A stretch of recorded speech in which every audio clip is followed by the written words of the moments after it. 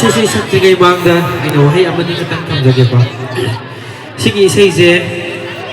Magda kudol tamdagay da ay maring dialect hana laijabay siya duga Manipuri da translate tawno ho na 3 months ahumog sanggi matamdo da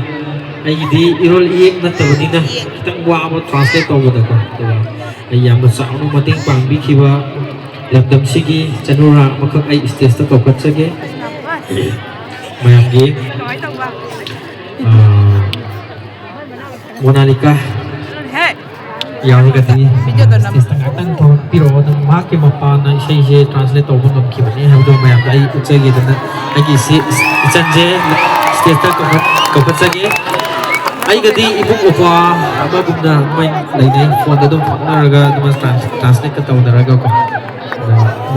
mati makta mayang utok sagi na matam sa uzabani or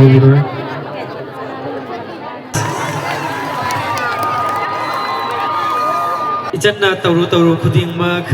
ya phabita oisno mai pakpas oisno ba na kona jariba wari translate narration gumba adum manipuri gi wari gumba adum iraga laijaga ijan amakakni nandam sigi sanurani aduna ngasidagi di nang na tawru ba khuding mag tawru ba khuding mag mai pakpata oyu haina nandabum aina main wispy jan amaga matam jas maina